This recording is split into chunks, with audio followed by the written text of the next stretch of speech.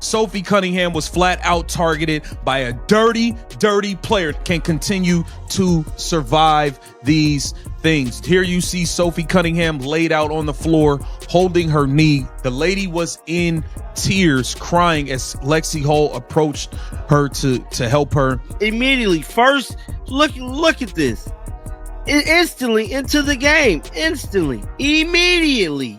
They had a target to hurt Sophie. She was targeted by this team. Sophie Cunningham just suffered a devastating knee injury that has sent shockwaves through the entire WNBA. The collision occurred when Bria Hartley plowed straight into her, sparking outrage from Sophie's family, who are fuming over the reckless play. Let's be clear, Hartley has a reputation for dangerous moves, and this incident only cements her status as a notoriously physical, if not outright dirty, player. It's eerily reminiscent of the same brutal scenario that sidelined Caitlin Clark, and now, watching history repeat itself with Sophie has left fans heartbroken and furious. The replay clearly shows Hartley barreling in with no regard for safety, a move that's hard to defend as anything but intentional. Right there, and Hartley just kind of falls and in she collision crushes with that lower in leg. You see her immediately grab on the it. knee of Sophie right here. She went down. Just sums up everything. Like, we weren't going to win this game if Sophie Cunningham was healthy. This isn't like, oh, we lost because of a Sophie Cunningham injury. We were down 17 points when she got injured. This happens. The Indiana Fever aren't just enduring a rough season. They're starring in a full-blown basketball horror show that would make Stephen King flinch. This isn't your typical grab some popcorn entertainment. It's the kind of psychological torture that makes fans question their life choices for tuning in. What was already being called a season from hell has somehow descended into new depths of despair, with each game serving as another chapter in this tragicomedy of errors. The team has somehow turned losing into an art form, constantly one-upping themselves with increasingly creative ways to collapse, whether it's fourth-quarter meltdowns that defy basketball logic or defensive lapses so glaring they belong in a blooper reel. And through it all, the WNBA leadership watches with the same detached indifference as a teenager babysitting a burning house while glued to TikTok. This isn't just bad basketball. It's institutional negligence playing out in real time. The league's failure to address this spiraling disaster speaks volumes about their priorities. Fans aren't just angry anymore. They're developing a kind of shell-shocked numbness that usually requires therapy to process. The real tragedy? This once proud franchise is becoming a league-wide punchline while the powers that be scroll obliviously through their social media feeds. And it looked like Stephanie White is extremely emotional after this hard-fought game. Sophie Cunningham family is This wasn't just another injury. This was rock bottom, broadcast in brutal high definition for the entire basketball world to witness. Sophie Cunningham's knee didn't just take a hit. It was obliterated in what should have been a routine basketball play, transforming the court into something resembling a glorified WWE wrestling ring. What happened out there wasn't basketball, it was carnage. This wasn't some minor sprain you shake off. This was Sophie collapsed on the hardwood, raw agony etched across her face as she desperately clutched her shattered knee. All because Bria Hartley came charging in like a linebacker, hunting for a career-ending tackle. The sheer violence of the collision left fans physically wincing. You could practically hear the collective gasp through the screen. This is where we're at now. A superstar's career potentially hanging in the balance while the league's supposed physical play spirals into outright brutality. The most heartbreaking part? We all saw it coming after what happened to Caitlin Clark, and yet here we are again. Another electric player crumpled on the floor, another season potentially ruined, and another deafening silence from those who could actually enforce change. It's just, I'm hella mad. Hartley need to be suspended on a major level completely. Probably at this point, she's more. The Fever were already getting humiliated by 17 points, getting worked over like a high school scrimmage. When their one defiant player, the lone fighter actually showing teeth, got wiped out. If this isn't the perfect metaphor for their cursed season, nothing is. They weren't just losing. They were being systematically dismantled before the basketball gods decided to salt the wound by removing their last shred of grit. Sophie's injury wasn't just cruel, it was poetic injustice. The universe underlining in bold, this franchise isn't allowed to have nice things. They wanted to hurt Sophie.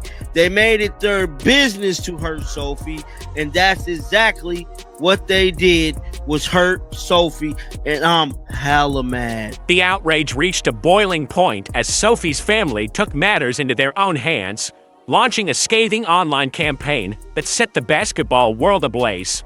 Fans didn't just react, they unleashed a tsunami of fury across every social media platform, mercilessly dragging the WNBA for allowing what should be a professional league to devolve into something resembling a lawless playground brawl, the damning question on everyone's lips.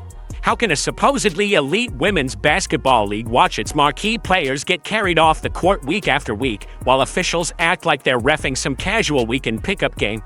The viral hashtag #Wnba Protect Your Players said it all. Then came the knockout punch from Sophie's sister Lindsay, cutting through the league's PR spin with surgical precision. Enough with the empty statements and sponsor-friendly soundbites. Either implement real player protection measures now, or admit you don't actually care about the athletes risking their careers out there. Her words landed like a sledgehammer, exposing the uncomfortable truth the league has desperately tried to ignore all season. Sophie's sister Lindsay and her mom Paula. At WNBA, maybe you should focus less on fining players for commenting on your poor officiating and more about hiring officials that are able to call a consistent game, protect your athlete. The real turning point in this whole mess was Sophie's injury, the moment that set everything ablaze. The play itself looked like something straight out of a sports blooper compilation, except there was nothing laughable about it. Not even slightly. Hartley came in hard, no hesitation, slamming directly into Sophie's leg with full force. The collision was ugly, the kind that makes spectators wince just remembering it.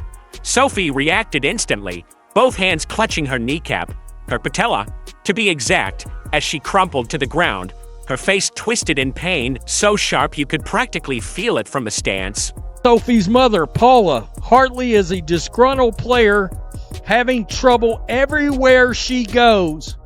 She's playing mean. That was the precise moment when every fan's stomach dropped with that awful gut punch realization.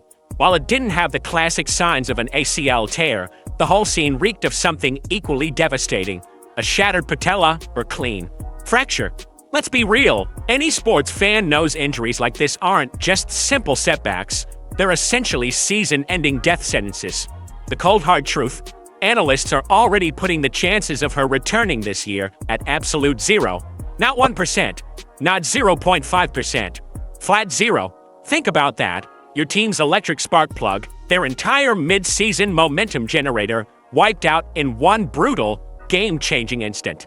It's a patella injury. Normally people will hold higher in their knee if it's a knee ligament injury. It looks like she might have either broke. And here's the kicker. This wasn't some freak first-time accident for Sophie. Oh no, this marked her third significant injury this season alone. Wait, scratch that. Third injury specifically against the Connecticut Sun. 3 times. Same opponent. At this point, we've blown right past unfortunate coincidence territory and landed squarely in suspicious pattern zone. You can't help but wonder if the basketball universe isn't sending a very clear message to the Fever, like some cosmic finger pointing down from the heavens going, yep, this franchise is officially hexed. And the family's fury? 100% justified. Because let's be real, Sophie wasn't just another player. She'd become the Fever's mid-season lifeblood, their X-Factor who transformed the entire team's energy overnight. Sophie did not deserve any of that happened to her today, and it is very... Sophie wasn't just another name on the roster. She was the team's defensive backbone, their relentless energy source, the only player who consistently had Caitlin Clark's back when others stayed silent. And in one brutal moment, that irreplaceable presence vanished. But hold on, because this story takes an even wilder turn. If you're still buying that this was just bad luck, let me introduce you to Bria Hartley, the WNBA's undisputed heel of the season. Seriously, if the league issued villain trading cards, Hartley's would come with hazard stripes and a skull and crossbones warning. This isn't just tough basketball, it's borderline predatory play that's rewriting the definition of physical defense. Sophie Cunningham out for the year. How can this team continue to survive? We bring in Ari McDonald because of injuries. And who would have thought? Caitlin Clark would be out most of the year. Sophie Cunningham will have a season in. Hartley's reputation has become so toxic that fans were literally placing bets on when, not if, she'd take someone out. This isn't an isolated incident. It's a full-blown demolition reel. Remember when she treated Angel Reese's ponytail like a WWE tag rope earlier this season? Or how about just 72 hours before ending Sophie's year? She grabbed Becca Allen by the skull and spiked her into the hardwood like a wrestler executing a piledriver. The woman's rap sheet reads like a how-to guide for getting ejected. Unnecessary flagrants, intentional cheap shots, enough dangerous plays to fill a season's worth of low-light packages. At this point, she's not just in the running for dirtiest player, she's actively campaigning for it through sheer, unrelenting brutality. I told you guys this girl was a dirty player. And that's all she did today was show how dirty she is. This is unfortunate. I don't know. This isn't just speculation anymore. Critics are outright accusing Hartley of hunting players, of deliberately trying to shorten careers. And after what she just did to Sophie, how can anyone argue otherwise? We're talking about a player whose reputation is filthier than a truck stop restroom. And now, shocker, Sophie Cunningham's knee is in pieces after Hartley plowed into it. At what point do we stop calling these accidents and start calling them what they really are? Analysts have already crowned Hartley the league's dirtiest player, slotting her right next to Deja Carrington in the Hall of Shame. And fans, they aren't just suspicious, they're convinced Sophie was marked for destruction. Even her family isn't mincing words. Hartley doesn't play hard, she plays reckless. She is a dirty player. She pulled Angel Reese out of air by her ponytail. Angel Reese is ready to fight. Let's stop and ask the glaring question. What the hell is the WNBA doing about this? Where are the heavy suspensions? The actual consequences? When your league stars are dropping like flies, your top priority should be shielding the players. Still left standing. Instead, we've reached the point where people are demanding a civil rights probe into the referees. Let that sink in. A civil rights investigation in basketball. That's how far this circus has gone. Fans aren't just angry, they're revolted.